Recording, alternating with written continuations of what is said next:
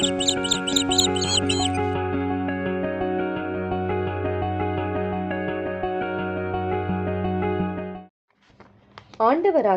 இயேசு கிறிஸ்துவின் இனிய நாமத்தில் பனிமய மாதா ஜெபக்குழு சார்பாக உங்களை சந்திப்பதில் மிகுந்த மகிழ்ச்சி அடைகின்றேன். நாம் இன்று தியானிக்க எடுத்திருக்கும் திருவசனம் திருத்தூதர் பணிகள் அதிகாரம் 13 இறைவார்த்தை 47.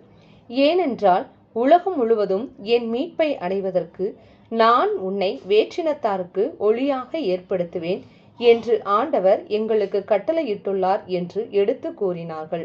நாம் தியானிப்போமா? கிறிஸ்து இயேசுவுக்குள் பிரியமான சகோதர சகோதரிகளே, கிறிஸ்து இயேசுவின் அன்பும் சமாதானமும் உங்களோடு என்றும் இருப்பதாக. கிறிஸ்துவுக்குள் பிரியமானவர்களே, தொடக்கத்தில் கடவுள் விண்ணுலகையும் மண்ணுலகையும் படைத்த பொழுது ஆழத்தின் மீது இருள் பரவியிருந்ததாகவும் மண்ணுலகம் ஒழுங்கற்றதாகவும் வெறுமையாகவும் இருந்ததாக வேதத்தில் காண்கிறோம். பின் கடவுள் ஒளி தோன்றுக என்று ஆரம்பித்து மண்ணுலகில் ஒழுங்கற்றதையும் வெறுமையானதையும் தமது வல்லமை மிக்க வார்த்தையினால் ஒழுங்குபடுத்துவதையும் நிறைவாக்குவதையும் காண்கிறோம். ஆம், அவருடைய வார்த்தைக்கு அவ்வளவு வல்லமை உள்ளது.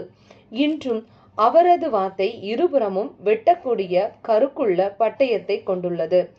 இருளாகிய பாவம் நிறைந்த வாழ்க்கையில் ஒளியான தேவன் வார்த்தையாகி நம்மிடையே வரும்போது இருள் விலகும்.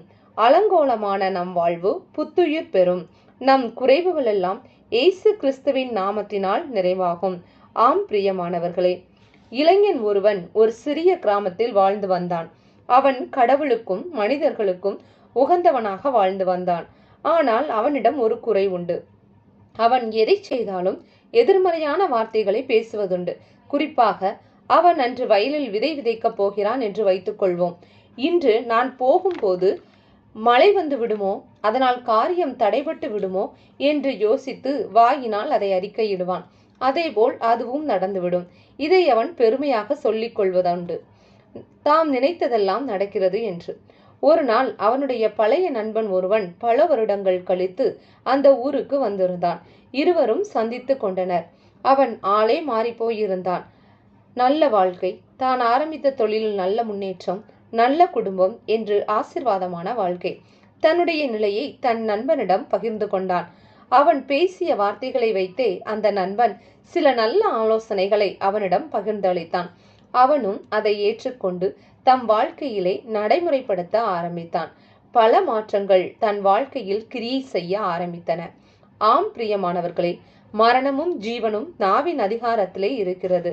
எனவேதான் கடவுள் தம் வார்த்தையினால் இருளை விலக்கி அழகான நிறைவான உலகை நமக்கு ஆள கொடுத்திருக்கிறார்.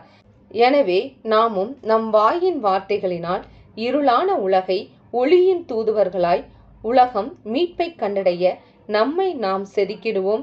மீட்பின் பாதையில் வழி நடந்திடுவோம். நாம் ஜெபிப்போமா? கிருபையும் இரக்கமும் நிறைந்த நல்ல தகப்பனே இறைவா, இந்த மீட்பின் நாளுக்காக உமக்கு நன்றி செலுத்துகிறோம். எங்களுடைய சிந்தனை, சொல், செயல் ஆகியவற்றை நீர் பரிசுத்தப்படுத்துவீராக. நாங்கள் எங்களையே ஆராய்ந்து உமக்கு உகந்த வாழ்க்கை வாழ எங்களை தகுதிப்படுத்துவீராக. மேலும் மீட்பு திட்டத்தில் பணி செய்ய எங்களை போதித்து வழிநடத்தும். இந்த எளிய ஜெபத்தை இயேசு கிறிஸ்துவின் உன்னத நாமத்தில் ஒப்புக்கொடுத்து ஜெபிக்கிறோம் எங்கள் நல்ல பிதாவே, ஆமென்.